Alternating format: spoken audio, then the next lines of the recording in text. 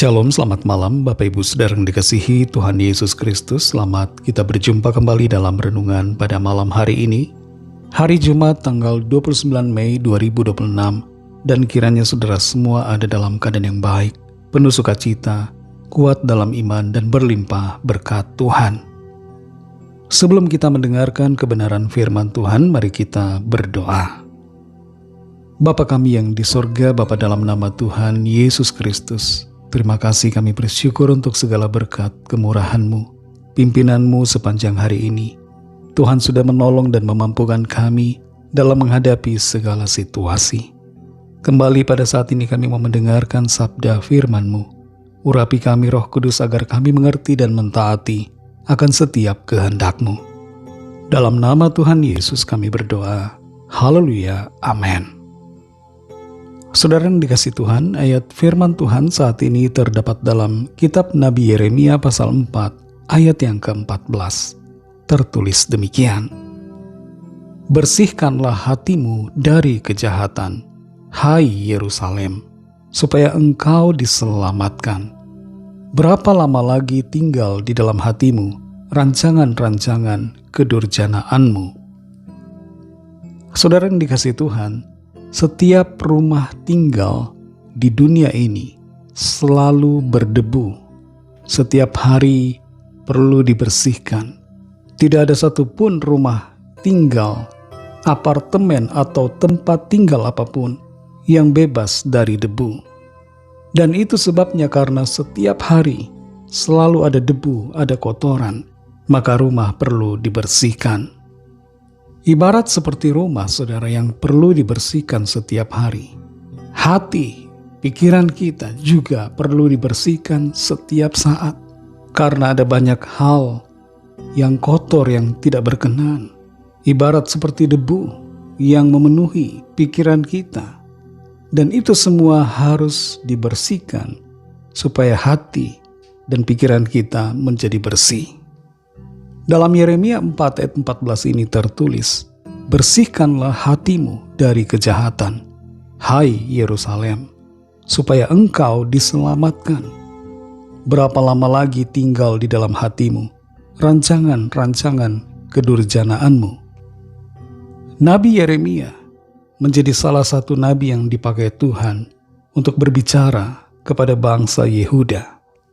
Pada saat itu bangsa Yehuda terjerumus ke dalam berbagai dosa, penyembahan berhala, degradasi moral, dan kemurtatan iman. Dalam situasi yang demikian, firman Tuhan berbicara melalui Nabi Yeremia, memperingatkan mereka supaya mereka membersihkan hati mereka, dengan tujuan agar mereka tidak mengalami kehancuran, tapi agar mereka mengalami keselamatan. Dinyatakan dalam ayat ini, bersihkanlah hatimu dari kejahatan. Pertobatan itu, saudara, dimulai dari internal kita, dari dalam, dari hati kita, bukan dari luar. Kita bisa saja berpuasa, melakukan banyak ibadah, memberikan sumbangan, melakukan kegiatan-kegiatan rohani yang kelihatannya merupakan ibadah dan kesalehan di mata manusia. Tapi Tuhan melihat isi hati kita.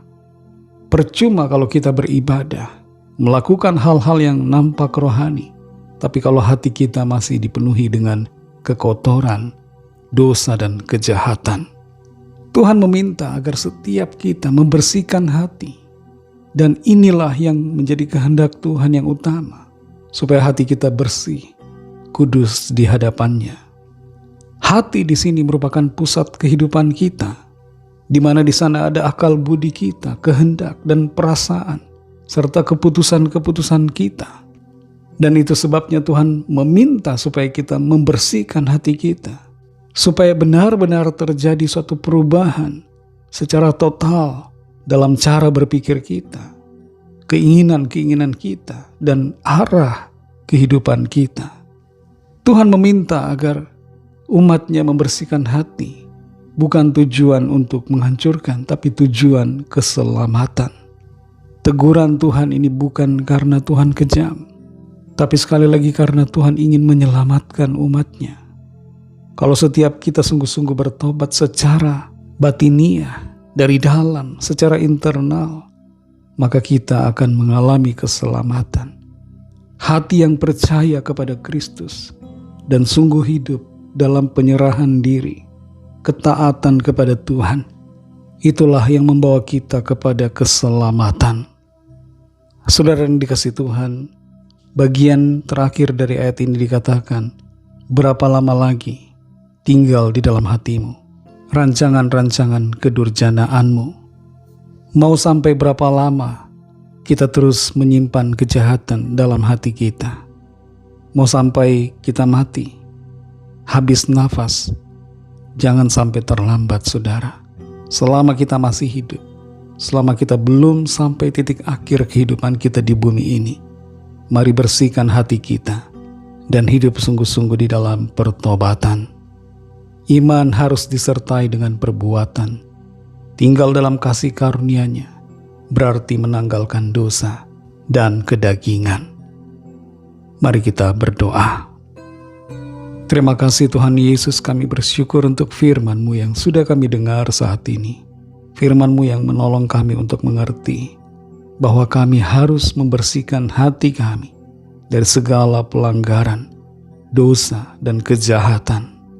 Jamah hati kami Tuhan dan bersihkan, kuduskan di hadapan-Mu. Bersihkan pikiran kami agar berkenan, sehingga tidak ada hal-hal yang kotor yang menguasai pikiran kami. Tapi semuanya kudus di hadapan-Mu, oleh karena kuasa firman-Mu dan karena kuasa Roh Kudus-Mu yang menolong setiap kami. Terima kasih untuk firman-Mu. Ingatkanlah kami selalu ya Tuhan, untuk membersihkan hati, agar layak untuk Engkau hadir di dalamnya dan berkuasa atasnya. Berkatilah kami di sepanjang malam hari ini. Lindungi kami dengan kuat kuasa-Mu. Berikan kami tidur yang nyenyak dan bangunkan kembali besok pagi dengan kekuatan yang baru. Jamahlah ya Tuhan setiap dari kami yang sakit dan dalam pergumulan. Kesembuhan yang daripada-Mu terjadi. Ada aliran kuasa Tuhan yang mengalir dalam setiap tubuh yang sakit dan lemah. Dan kuasa darah-Mu menguatkan serta menyembuhkan kami. Lawat setiap kami yang dalam persoalan pergumulan. Nyatakanlah ya Tuhan, jalan keluar yang ajaib dan mujizat-Mu yang heran bagi setiap kami. Berkatilah bangsa kami Indonesia dan juga semua bangsa di dunia ini. Berikanlah keamanan, kedamaian, dan kesejahteraan.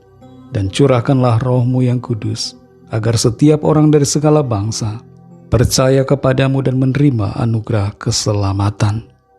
Kami serahkan semuanya ke dalam tangan kasih-Mu. Dalam nama-Mu yang kudus, nama Tuhan Yesus Kristus, kami sudah berdoa dan mengucap syukur. Haleluya.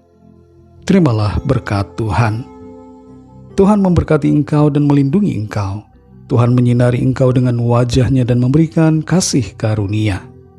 Tuhan menghadapkan wajah-Nya kepadamu dan memberikan damai sejahtera.